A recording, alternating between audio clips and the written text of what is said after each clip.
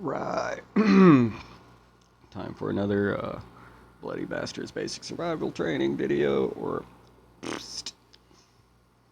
and this is the thing where I don't have internet connection.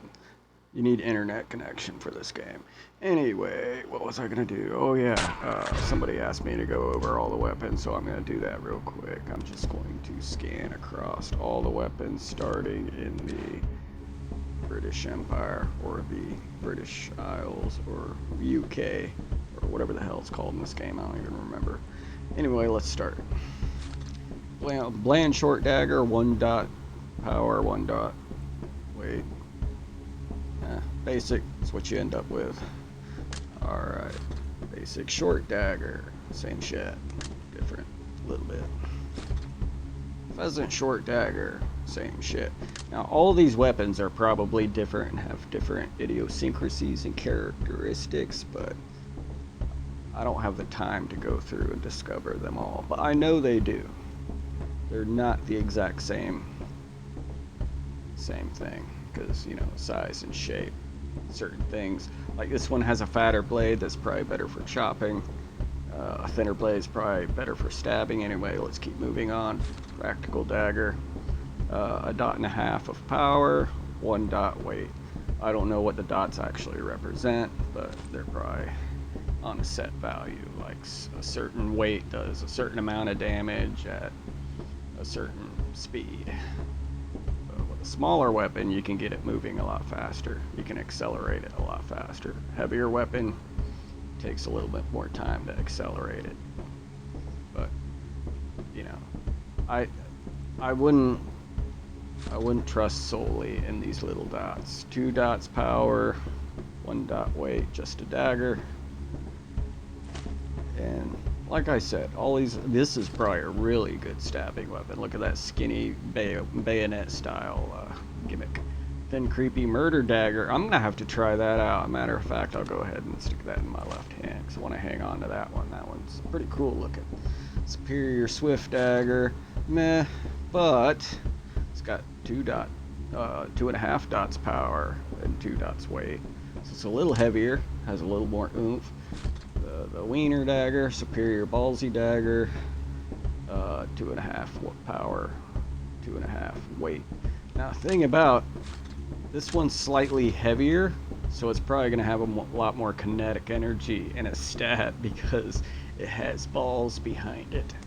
Alright, moving on. Big hilted superior dagger.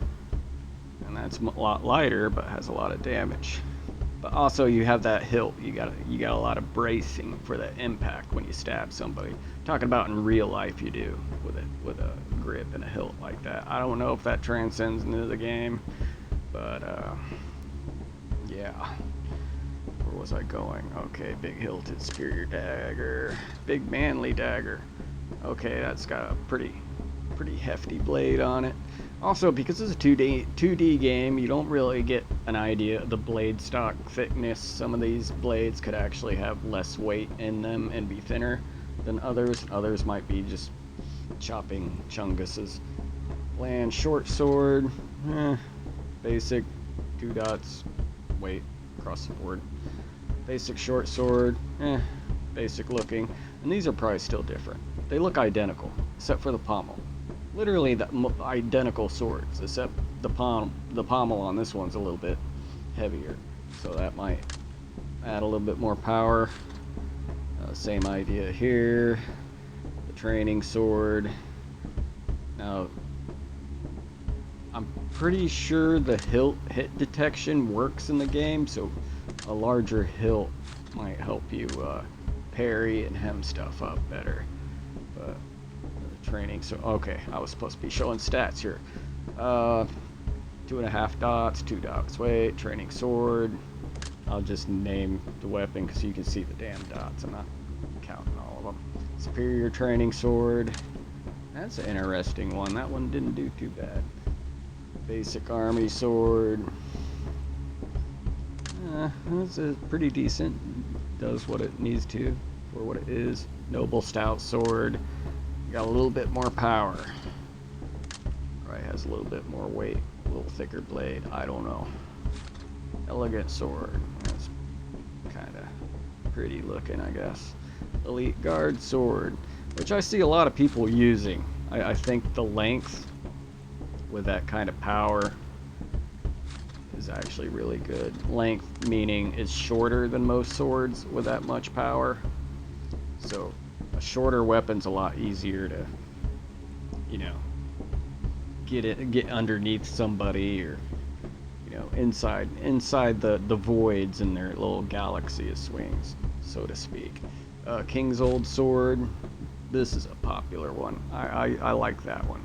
It's a pretty good sword. It's actually the boss of the British Isles. That's the king weapons. Long double-handed sword. Now we're getting into the bigger stuff. That's a lot heavier and has a lot more power because it's a double-handed weapon. Has a lot of leverage. It's pretty long. There's a lot of weight there, and there's a lot of power behind a stab because you got a lot of mass, you know, running right into that tip when you stab somebody. So a lot more kinetic energy there, a lot more power, a lot more weight. Longer double-handed long sword. Same idea. Maybe a little bit more powerful. Impressive double-handed great sword. Still same idea. And you know, these are cool. They're fun to use, but they're just underpowered for any practical fighting in this game, which is unfortunate. They need to buff the chopping a little bit, I think, on all the double-handed weapons. You know, at least get them up there with the elite double-handed great axe, or death axe I call it, which is like the super meta. Then you got that the spiked stabbing spear from hell pointy thing. I don't remember what that's called, but I'm rambling. I need to keep moving here. Alright, the greatest double-handed great sword. Okay, that's the iconic one. I think that's the one that stabs through the logo, and the one that shinks on the find a bastard loading screen in ranked. Alright, going into little axes. Bland short axe, it's like a little hatchet. Or short axe, like a little bit bigger hatchet. Bland short army axe, a little bit heavier, so even if it's 2 dots, maybe you got a little bit more weight coming in on there. Pheasant axe, now you're getting that shape that I like. This could probably wreck people. I think I used it in a video earlier. Carving axe, a little bit more mass, a little bit more power. You like headed weapons. Headed weapons are good, you know, like maces, hammers, and axes are headed weapons, and they have a lot of mass on the top of them. So if you can get that mass whipping around, it's kind of like a lock and a sock, but you know, a weight on a stick basically, and that has a lot of kinetic energy and force when it's swung at somebody. A sword is generally best at stabbing. That's where all that weight is behind the tip in a stab. But with chopping, it's mostly it's speed mostly that does the damage. Where was I? Chopping. I keep rambling. Damn it. Okay, elegant axe. It's not that elegant. It just kind of looks ugly. Probably well-rounded. Deadly war axe. That's a pretty good one, I'd say. I haven't used it yet, but that's a good shape. Superior war axe, wreck stuff. It's pretty good. Double-handed battle axe. Medium double-handed battle axe. Haven't tried those. I'm gonna have to try those. Great-handed pole axe, basically a halberd, sorta. Double-handed army axe. Okay, I kind of like that one because it's got that long blade and that little spike on the end. I'll go ahead and equip that so you can see it. But yeah, you can. It has the spike on the end that I like. Long guy, that one kind of sucks. I've used it. I really don't know how to stab with a double-handed weapon. It's very awkward, so I'm just gonna glaze over the spears here. That one's